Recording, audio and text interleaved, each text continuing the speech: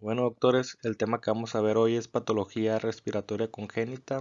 Es un tema que muy probablemente venga en el ENARM y engloba diferentes patologías como la son la enfermedad de membrana hialina, taquipnea transitoria respiratoria y síndrome de aspiración meconial.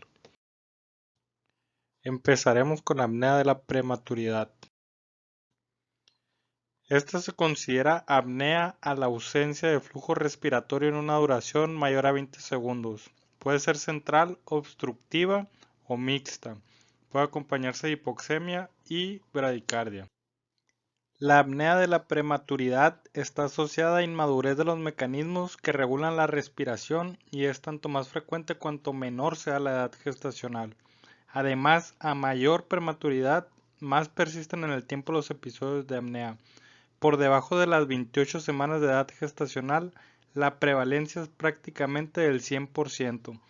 Ante un recién nacido con aparición, aumento de episodios de apnea, hay que descartar que sean secundarias a una infección, anemia, fármacos, dolor, reflujo gastroesofágico, alteraciones metabólicas o de la temperatura, antes de iniciar tratamiento farmacológico. Este se basa en la estimulación del centro respiratorio y la contractilidad diafragmática con metilxantinas, que son la cafeína y la teofilina. Conviene mantener el tratamiento y la monitorización, que es la saturación periférica de oxígeno y frecuencia cardíaca, al menos hasta 7 días después del último episodio de apnea. Seguiremos con el síndrome de dificultad respiratoria tipo 2 o taquipnea transitoria del recién nacido. La taquipnea transitoria del recién nacido es un proceso respiratorio no infeccioso que se presenta en los recién nacidos de término o cercanos a término. Su desarrollo es una consecuencia del retraso en la absorción de líquido pulmonar y se resuelve entre las 24 y 72 horas posteriores al nacimiento. En los factores de riesgo encontraremos antecedentes maternos de asma, diabetes mellitus, tabaquismo, administración de abundantes líquidos, sedación por tiempo prolongado, ruptura de membranas mayor de 24 horas, una paciente sin trabajo de parto o trabajo de parto precipitado. Y en los antecedentes del recién nacido encontraremos macrosomía, género masculino, embarazo gemelar, nacimiento de término o cercano al término y una calificación de Apgar menor de 7. En la exploración física encontraremos a un paciente con taquipnea, que es una frecuencia respiratoria mayor de 60 respiraciones por minuto en el recién nacido, taquipnea que persiste por más de 12 horas, campos pulmonares sin estertores y una saturación de oxígeno menor de 88% por oximetría de pulso. El diagnóstico se realiza cuando el paciente presenta los factores de riesgo ya mencionados, con una clínica realizando la exploración física y la radiografía. En la radiografía de tórax de un recién nacido con taquipnea transitoria se puede encontrar imágenes de atrapamiento aéreo en las cuales se observará rectificación de arcos costales, herniación del parénquima pulmonar, hiperclaridad pulmonar, aumento del espacio intercostal, aplanamiento del diafragma. También se puede encontrar cisuritis, incremento del diámetro anteroposterior, congestión pariliar simétrica y cardiomegalia aparente. La administración de oxígeno tiene por objetivo mantener saturaciones de oxígeno medidas por oximetría de pulso entre 88 y 95%. Una buena oxigenación revierte la vasoconstricción del lecho vascular, disminuyendo la resistencia vascular pulmonar, aumentando el flujo a través de este, disminuyendo el cortocircuito y aumentando la presión de oxígeno.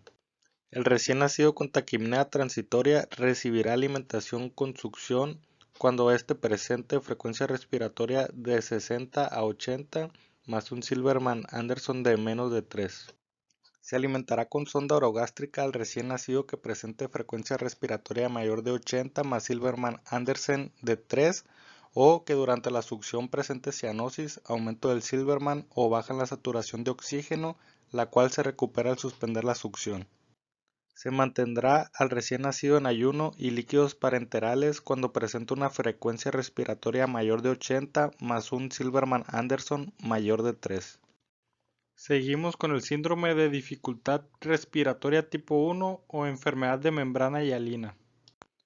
El síndrome de dificultad respiratoria es una enfermedad caracterizada por inmadurez del desarrollo anatómico y fisiológico pulmonar del recién nacido prematuro, cuyo principal componente es la deficiencia cuantitativa y cualitativa del surfactante, causada por la incapacidad del neumocito tipo 2 para producir surfactante, causando colapso alveolar progresivo.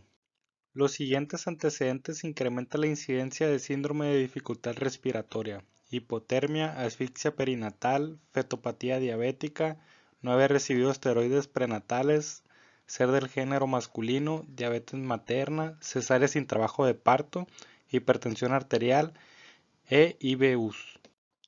Los datos clínicos que apoyan el diagnóstico son dificultad respiratoria progresiva evaluada con la escala de Silverman, que son aleteo nasal, quejido expiratorio, tiraje intercostal, disociación tóraco-abdominal, retracción sifoidea, y también se pueden presentar cianosis y polipnea.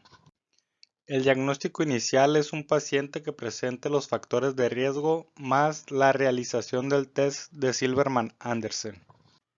En métodos complementarios podemos usar la radiografía de tórax en proyección anteroposterior, que puede mostrar desde una discreta opacidad hasta un aspecto reticulogranular difuso bilateral con imagen de vidrio despulido y disminución de la expansión pulmonar.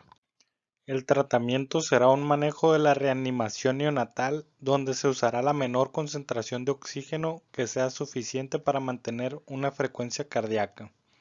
La administración temprana rescate dentro de las primeras 2 horas de vida vía endotraqueal de surfactante, en comparación con la administración tardía, disminuye el riesgo de muerte, neumotórax, enfisema pulmonar intersticial y displasia broncopulmonar.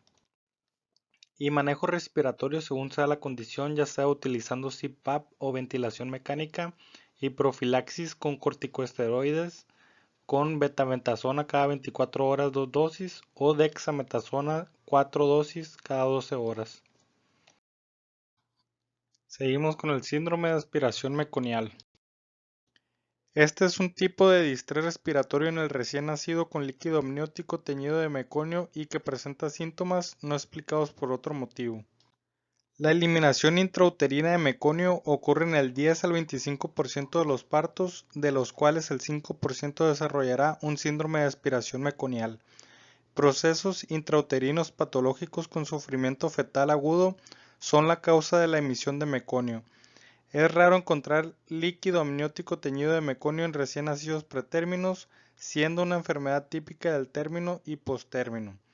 El meconio aspirado dificulta el flujo de aire, especialmente en la aspiración, que ocasiona el efecto válvula, y produce un cuadro obstructivo con atelectasia si la obstrucción es total o hiperinsuflación pulmonar si es parcial. Los hallazgos típicos en la radiografía serán los infiltrados algodonosos difusos y parciados, zonas de consolidación o atelectasia e hiperinsuflación pulmonar, en los cuales se observarán más de 7 espacios intercostales anteriores. El tratamiento es de soporte, el cual el 50% de los pacientes necesitará de ventilación mecánica invasiva. En el caso de hipertensión pulmonar persistente puede ser útil el empleo de óxido nítrico inhalado. El uso de antibioterapia profiláctica en los casos de aspiración meconial es controvertido y no existe una norma clara al respecto. Y por último tenemos la displasia broncopulmonar, que esta se define como la necesidad de oxígeno suplementario durante más de 28 días en un recién nacido prematuro. La displasia broncopulmonar o enfermedad pulmonar crónica es una de las complicaciones respiratorias más prevalentes en el recién nacido pretérmino. En ella diversos factores nocivos actúan sobre el pulmón en desarrollo, deteniendo la formación alveolar, distorsionando la vía aérea pequeña y la vasculatura pulmonar. Entre los factores de riesgo de displasia broncopulmonar se encuentran ventilación mecánica invasiva, concentraciones altas de oxígeno, exceso de aporte hídrico, presencia de ductus arterioso permeable, malnutrición e inflamación, infección, ya sea por el antecedente de coriamnionitis o a la infección por ureoplasma. Los hallazgos radiológicos son variables. En las formas clásicas se encontraba el denominado patrón en esponja, que son tractos fibrosos, áreas de enfisema intersticial, edema pulmonar, bullas y atelectasias. La vitamina A y la cafeína han demostrado ser beneficiosas, así como la administración de ciclos de corticosteroides en casos seleccionados. Una vez establecido el diagnóstico, el tratamiento se basa en oxígeno suplementario, restricción hídrica, broncodilatadores y corticoterapia.